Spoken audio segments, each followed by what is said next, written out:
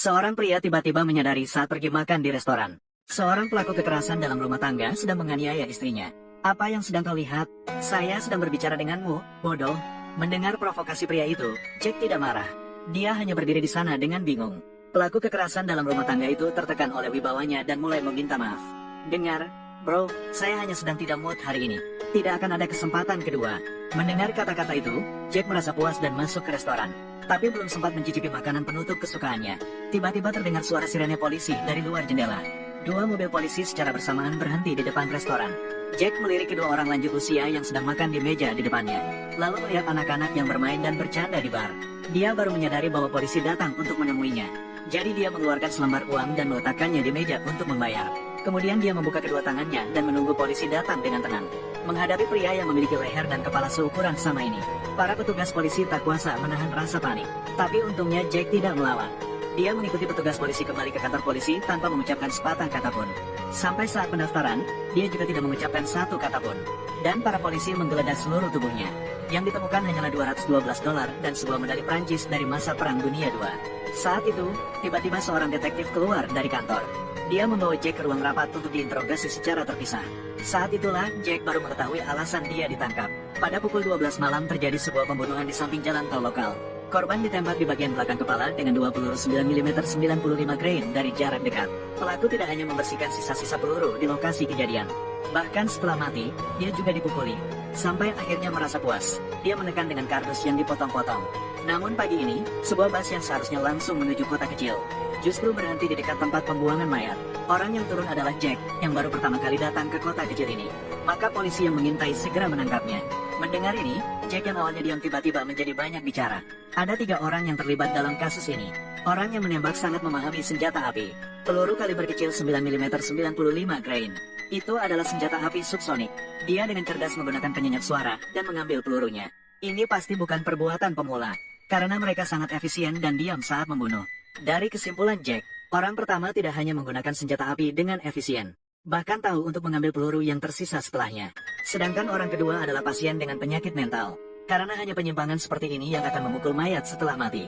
Orang ketiga adalah seorang pengecut yang memiliki ketakutan sosial, karena ketakutan dalam dirinya akan terungkapnya hal ini. Dia pun menggunakan kardus yang dipotong-potong untuk mengubur mayat tersebut, agar bisa memberikan sedikit penghiburan bagi jiwanya.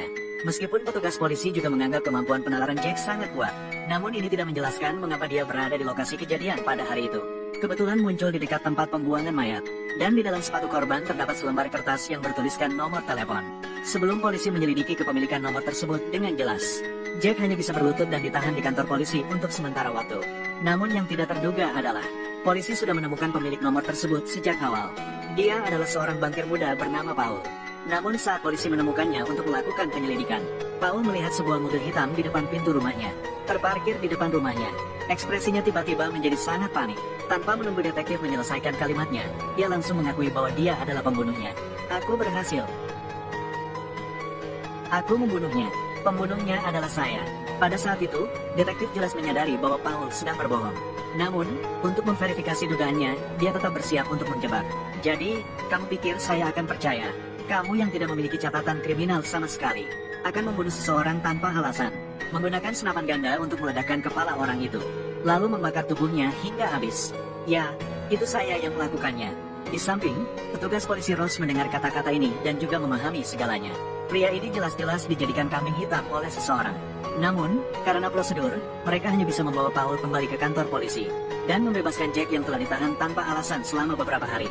Namun, inspektor tidak ingin membiarkannya pergi begitu saja. Dia percaya bahwa Paul mengakui bahwa dia telah membunuh. Dia sedang berusaha membebaskan Jack dari tuduhan. Mendengar kata-kata ini, kemarahan Jack perlahan mulai membara. Dia berbicara tentang saat Paul masuk ke kantor polisi tadi. Dia bertatapan dengan petugas Stephen selama 2 detik. Ini cukup untuk membuktikan bahwa Stephen pasti tahu sesuatu. Namun, detektif merasa Jack sengaja berulah. Sepertinya kamu sangat percaya diri dengan dugaanmu.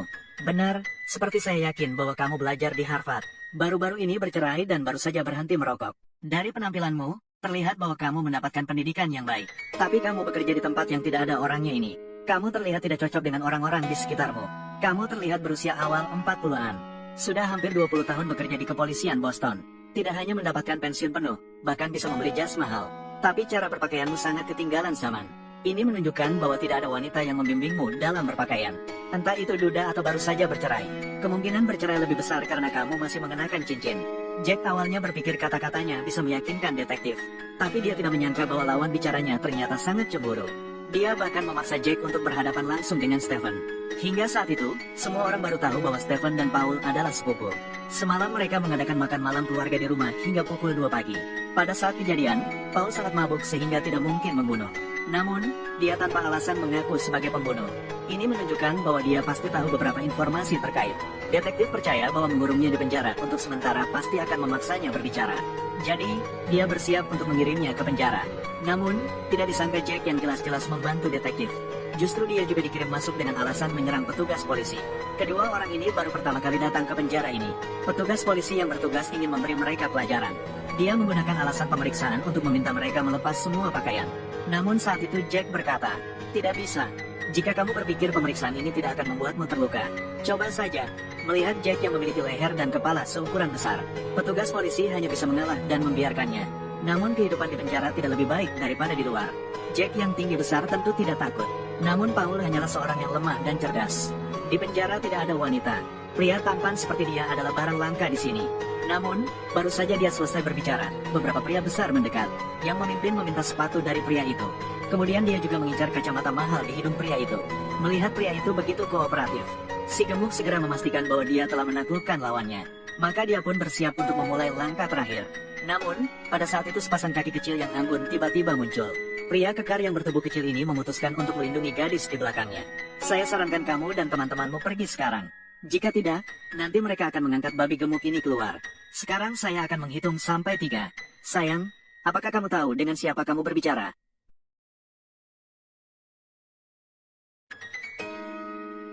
Setelah semua ini selesai, Jack juga tidak lupa untuk membantu Paul mengambil kembali sepasang kacamata. "Sekarang angkat babi gemuk ini keluar. Mulai saat ini, Paul menjadi pengikut kecil Jack di penjara. Dia juga menceritakan banyak kebenaran kepada Jack. Dia hanya seorang manajer mata uang di bank. Atasan di atasnya tidak hanya memaksanya untuk mengendalikan penipuan keuangan, bahkan memaksanya untuk menjadi kambing hitam bagi orang lain. Dan dia menyatakan bahwa jika Paul berani membocorkan satu kata, dia akan menancapkan dia ke dinding dan memasukkan mainannya ke dalam mulutnya, membiarkan istri dan anaknya melihatnya mati. Pada saat itu, Jack tiba-tiba menyadari, sepertinya ada sekelompok orang di seberangnya yang sedang mengamatinya. Untuk memverifikasi dugaannya, Jack memutuskan untuk pergi ke toilet. Namun kenyataannya seperti yang dia duga. Hanya dalam waktu mencuci tangan, sekelompok pria besar masuk, dan sebagian dari mereka membawa senjata. Melihat situasi ini, Jack sama sekali tidak panik. "Jika kalian tahu apa yang akan terjadi selanjutnya, kalian seharusnya pergi sekarang. Saya memberi kalian kesempatan. Saya akan menghitung sampai 3.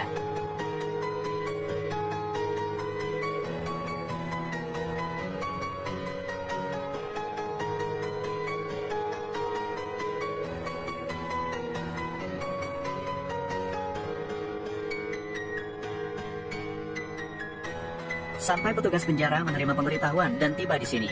Jack sudah menjatuhkan semua orang ke tanah. Dan pada saat itu, seorang petugas penjara terkejut mengapa Jack ada di sel. Karena mereka hanya ditahan sementara menunggu interogasi sebagai tersangka.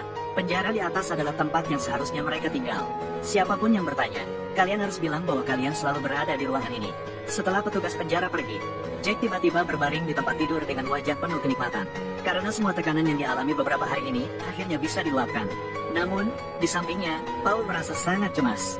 Bagaimanapun, dia tidak sekuat Jack dalam melindungi dirinya sendiri. Setelah dia keluar dari penjara, dia pasti akan menghadapi balas dendam yang tak ada habisnya.